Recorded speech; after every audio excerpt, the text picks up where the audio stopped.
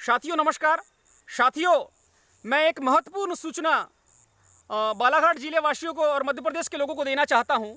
साथियों, मेरे द्वारा कल यानी दिनांक 13/11/2024 से भोरगढ़ नदी रेतघाट, वैनगंगा नदी रेतघाट से नदी बचाओ पैदल मार्च बालाघाट शहीद आजम भगत सिंह चौक में जाकर तक किया जा रहा था और वहां पर जाकर अनिश्चितकालीन भूख हड़ताल पे बैठने का कल मेरा प्रोग्राम था और जिसकी सूचना मैंने कल बालाघाट एसडीएम, बालाघाट कलेक्टर और वारासिनी एसडीएम को दे दी थी लिखित में।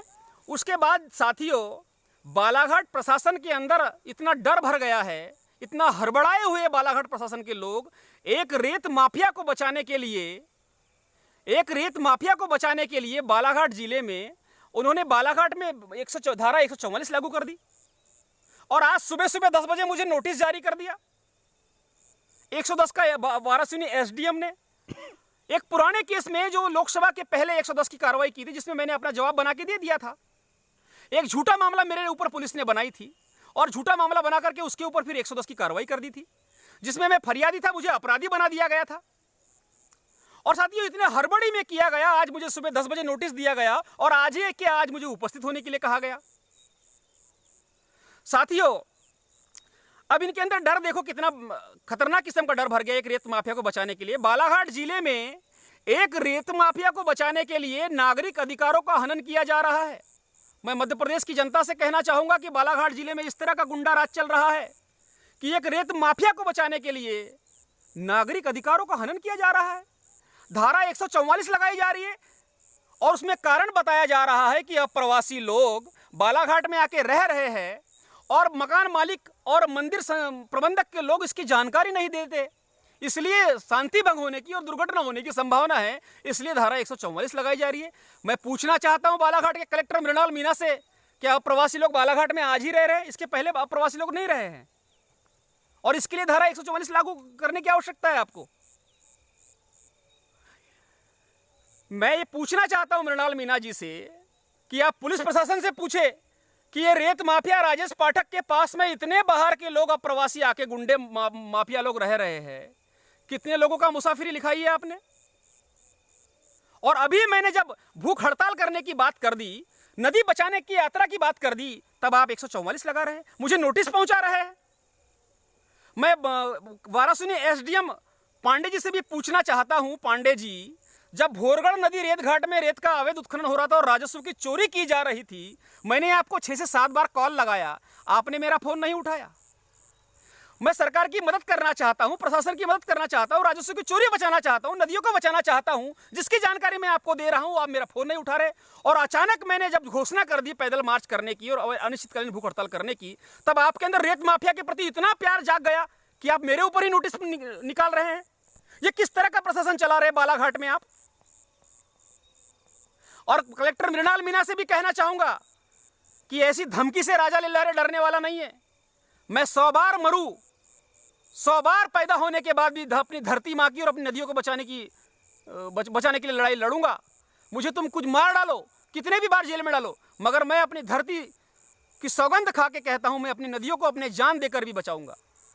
किस तरह का प्रशासन चला रहे हैं आप? मजाक बना के रख दिया है प्रशासन को। कलेक्टर मृणाल मीना जी, आपने बालाघाट में किस आदमी को बचाने के लिए मेरे ऊपर कार्रवाई कर रहे हैं आप? उस आदमी को जिसने सरकार को लगातार चूना लगाया है। इसने, राजेश पाठक और उसके 3 बेटे ने आबकारी का खिसारा नहीं पटाया अभी तक। 69 करोड़ 92 लाख रुपए का इतना लगातार चूना लगा रहा है, राजस्व की चोरी करते जा रहा है, उसको बचाने के लिए मेरे ऊपर कार्रवाई कर रहे हैं आप मृणाल मीना जी। ये किस तरह का प्रशासन चला रहे हैं आप? मुझे धमकी मत देना इस तरह की। मैं मरकर भी अपनी मातृभूमि की रक्षा करूंगा।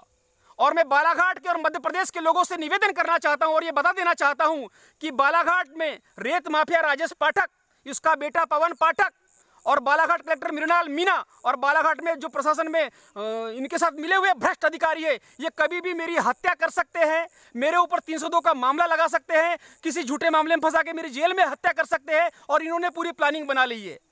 ये एक रेत माफिया के चरणों में इतने नतमस्तक हो गए हैं कि इनको नियम धर्म पूरे भूल गए और कानून का सरेआम खुला उल्लंघन किया जा रहा है और मुझे प्रताड़ित किया जा रहा है। मुझे शांतिपूर्ण तरीके से पैदल मार्च नहीं करने दिया जा रहा है, मुझे आमरण अनशन पे नहीं बैठने दिया जा रहा है, मेरे मौलिक और संवैधानिक अधिकार का हनन किया जा रहा है।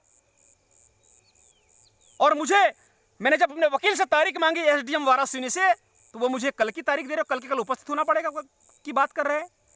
मैं आप सबको बता देना चाहता हूं कि कल मैं वाराणसी एसडीएम कोर्ट में उपस्थित नहीं होने वाला हूं।